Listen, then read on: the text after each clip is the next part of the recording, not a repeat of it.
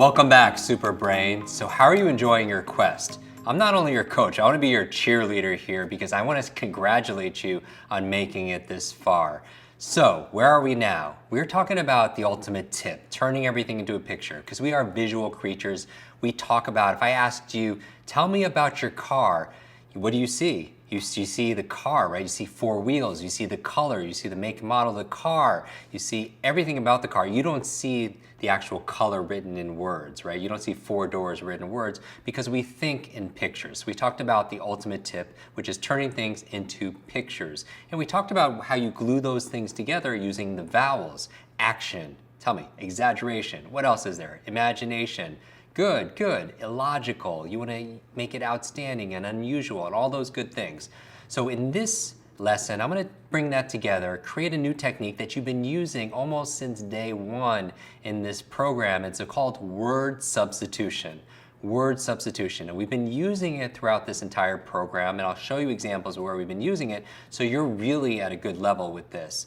And now that you have this, I'm going to show you how to use word substitution to do two things: to increase your level of vocabulary, because wouldn't you like to improve your vocabulary? Like if you just learn 10 words a day over the course of a month, that's 300 brand new words you have in your arsenal.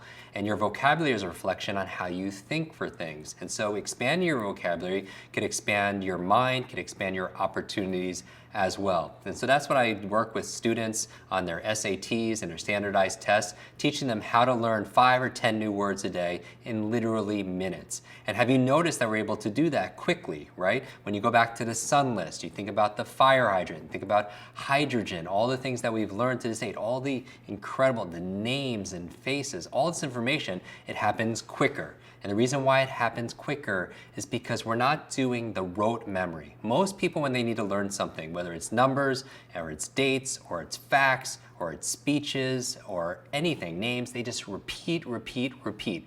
Now that's part of the equation. Repetition is very good, but there's these three areas that you want to think about. There's frequency, there is duration, and then there's intensity. Frequency, duration, intensity. Now what's the difference? Let's say you want to build your muscles and you go to the gym. You could go frequently, right? More often, and you're going to be able to build that muscle. You could do duration, meaning you could spend more time in the gym. You could spend more time on the treadmill. The longer you work out, you'll get a result. But the third way of building it is intensity. You could work out so hard. It doesn't have to be longer or more frequent, but you could stack weights, you could push yourself and have it so intense, you also get a similar result. Now, similar to that, you have things like marketing, right? So for example, marketers could go out there and show you lots of ads frequently, lots of ads, that's frequency. Or it could be a really long ad, like an infomercial that lasts longer, and so that's duration. Or there could be something that happens, and it could only happen in just a very short period of time, but it's so intense, you just feel like, oh, I have to buy it, right? Because intensity is a shortcut, whether it's your body, whether it's a business, or if it's your brain. What do I mean by that? When people are repeating things over and over again, the problem is duration and frequency is it takes time. It takes time. Frequency takes time, duration takes time. Intensity, though, what we've been using throughout this entire quest is we make things so intense, right? We use visualization, we use association, we use emotion, we use action, we use humor, we're using left brain, right brain, we're using our body, we're using diet and sleep. We're making things so intense so you don't need to repeat things over and over again. In fact, when most people want to study any of the things that you've learned up to this point, normally they do something called rote memory. Now, what's rote memory? Rote is repetition. Rote is kind of like a rotary, like a wheel, like a Rotary Club. You see the symbol as a wheel. What is that? That happened back in 20th century education when they started these schools, and what would they do? They would have rote memory, where rote, the wheel, is actually the teacher giving you the fact. This is how you spell this, or this is the person's name, or this is the formula, or this is hydrogen, helium, lithium. Right? This is the first part. The second part of the wheel is actually the students repeating it. So the teacher would say a fact, and then the students would repeat the fact. And then the teacher would repeat the fact and over again, and then it repeats 50 times, and you have the moving wheel like that, and it's turning and turning, turning. After 40, 50, 60 times, then finally your brain says, okay, this must be important, so I will remember it. And that's just so inefficient because we live in a digital age where information is flying in from all different directions. You're reading more, and there are blogs, and there's podcasts, and there's all these things. You don't have the time to do all that. So what we're doing is you can learn it once using intensity and emotion, exaggeration, and then all of a sudden you'll remember it for a long period of time. So that's how your memory works, taking ordinary information and making it extraordinary using these intensifiers. That being the case, so how do we apply what we've learned with intensity and turning things into a picture and associations with all the vowels? Well, there's a technique called word substitution. Word substitution, I'm going to use it to help you learn these vocabulary words really, really quick. And I'm going to give you a few examples so you know how it works, and then your homework is going to be to look at words that you want to memorize. Maybe you could go online and see these difficult words or words that would be good for your business or maybe in your career that would help you, because really comprehension, when it comes to reading comprehension, a big part of it is just understanding the vocabulary words, okay? So here we go. I'm going to go through some examples, some really basic words. Now, as an example, just as history, we've done this already. Exactly when you wanted to, word substitution is taking a picture to substitute for the word. So for example, for hydrogen, we use a sound-alike word, a word substitution like a fire hydrant, right? When we used a balloon, that was a word substitution for helium. When we use a battery, that was a word substitution for lithium. Do you remember the elements of the periodic table that we learned earlier? That's a word substitution. When we meet somebody and their name is Katya, Kat was a word substitution for Katya. Do you see that? So we're always using this from the very beginning almost, where we're taking pictures and substituting the words for the pictures. Now, how do you use that to boost your vocabulary? Let me give you some examples. Very simple. Let's say you wanted to learn the word extol. Now, maybe that's one of the vocabulary words. You want to learn 5 or 10 new words a day, right? Or maybe English as a second language, for example. Well, what do? First thing, tip, turn into picture. So, extol, you don't know what it means. It means, what does it mean? Do you know what it means? Say it out loud. It means to praise, to praise. So what's the first thing you do? You take extol and you turn into a picture. Now what sounds like extol? Extol. Kind of a funny picture. For me, I think of eggs and a toll booth. Eggs and a toll booth. Now that's the first part of it, of the word substitution. The second half is what? The definition, to praise. So here's my story that I have, the word substitution story I have. I imagine I'm driving and I'm going through a toll booth, and instead of paying with money, I pay with eggs. Eggs, toll. And when I go through the toll booth, then everybody in the toll booth praises me. They start praising me. And all of a sudden, how long did it take? It took seconds, right? But now I have 2 parts to learn, and which I've learned already. First part is eggs toll, eggs going through a toll booth, and finally, what's the meaning? Praise. You were praised for it. Do you see how easy this is? Now let's do a few more examples. Let's take the word mitigate. Mitigate. What does mitigate mean? It means to lessen. To lessen the severity of something, like maybe pain, to mitigate pain, for example. Now, what do you do with word substitution? Mitigate. What can you picture to remind you of mitigate? For me, I just think of a mitt on a gate. Mitt gate, right? A mitt on a gate. And maybe the mitt is so big, it's actually crushing the gate. And what I do is I push the mitt off and I lessen the pain of the gate. Do you see that? And it has both parts. It has mitt gate, and it also has the definition, which is to lessen the severity of it. The word slake, slake. Now, what does it mean? It means to quench. So slake, what could you picture? Think about it. What could you picture for slake?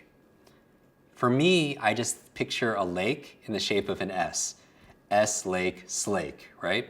And then, of course, I'm dying of thirst. I go there to what? To quench my thirst. And that's my goal, right? So slake means what?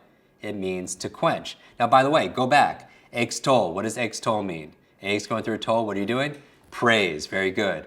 What about mitigate? Mitt on a gate, what are you doing? It means to what? To lessen the severity of, because you're pushing the mitt. Now, by the way, you're like, Jim, I already memorized the definition.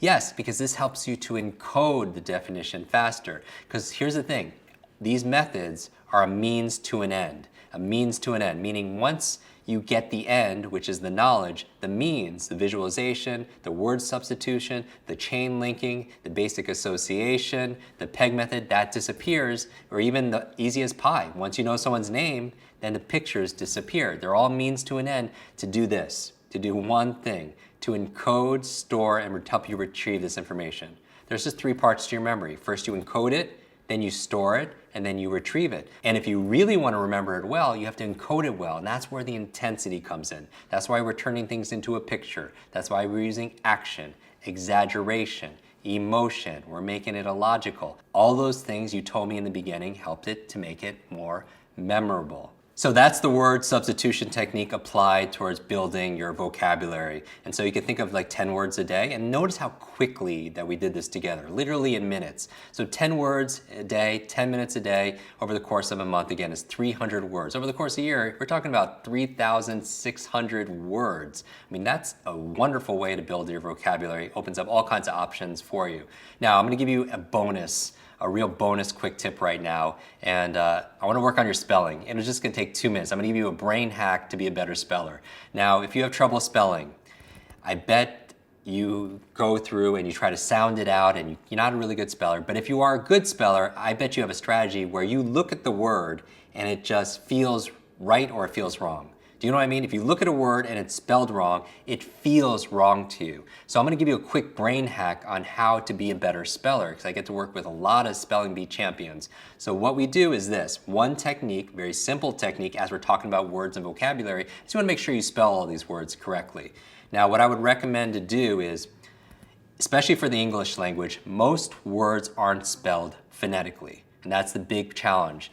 Most words in the English language are not spelled phonetically. Even the word phonetically is not spelled the word phonetically, right? And so a bad strategy, an improper strategy to learn when it comes to spelling is to do it by auditory, meaning by sound, because most words aren't spelled the way they sound. Now, a better strategy is to use visual and feelings, meaning you look at it and you feel a certain way. Now, because that's a much better strategy, I guarantee you the people who are really good spellers, and when something is spelled wrong, they look at a word that's spelled wrong and it just feels gross. It feels like it's wrong. And so how do you employ this to become a better speller? Here's one strategy.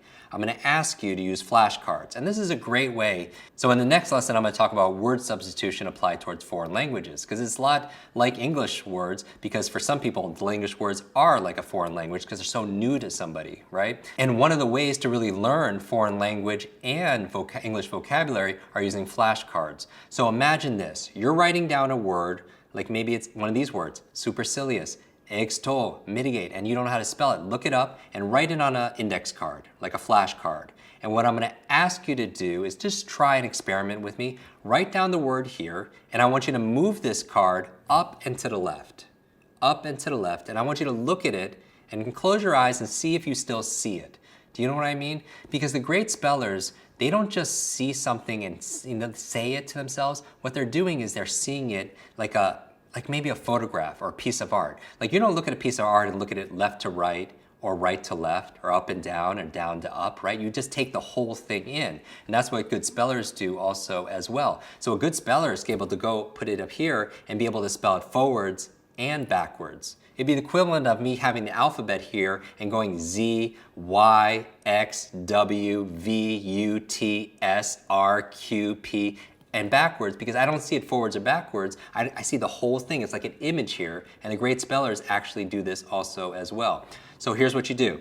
You write down the word you want to learn how to spell, put it on an index card, move it up and to the left. So why do I say take the index card and put it up and to the left? Well, here's the clue. Your eyes are not just the windows to your soul. It's sort of like the windows to your mind also as well. And when you move your eyes in different directions, it sends different amounts of blood flow to different parts of the brain. And so, for example, if I ask somebody to visualize something, usually what they'll do is they'll look up. So for example, if I ask you, how many windows are there in your home? How many windows do you have in your home? A lot of people actually start looking up, because it sends more blood flow to that part of their brain that helps them to be able to visualize. Does that make sense? And so research suggests moving it up and to the left helps you to visualize things that you want to remember. And up and to the right is visualizing things that you want to imagine. So for example, if I want to teach you to visualize something brand new, like a fire hydrant tied to a balloon, to batteries, to barrel, to board, it helps to actually look up. And also maybe it might be for you up and to the right to help you visualize something that you imagine. because that's visual imagine.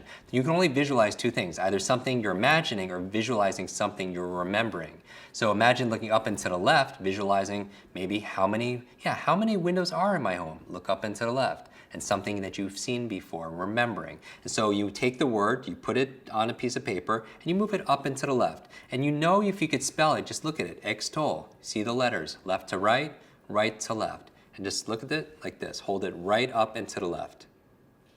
So after doing it a few times, try doing it for yourself and see if it helps you to be able to remember it a lot better. So what's your homework assignment, Superbrain? Really, really simple. I want you to increase your vocabulary. So I want you to go online and come up with a list of words that you want to challenge yourself every single day to be able to remember. Maybe it's 5 words a day, maybe it's 10 words a day, and practice this word substitution technique, where you take a brand new word and do what we did here together. Turn it into a picture and connect it in an interesting way using the vowels, tip and vowels, to be able to apply it towards the definition. Make those little stories. Remember, throughout human history, we taught memory before we had printing presses, before we had tablets, before we had smart devices and transcription, all these things. We would tell stories in order to maintain our memories. So stories, parables are a wonderful way to be able to store your memories. Use this technique in the word substitution and you'll be activating your super brain. I want you to go into the community, share your success with the tribes, share with them some of the words that you're learning and the pictures that you're using in the tribe, so that way we learn from each other. Together, everyone achieves more. Thanks for watching this lesson. I can't wait to see you tomorrow.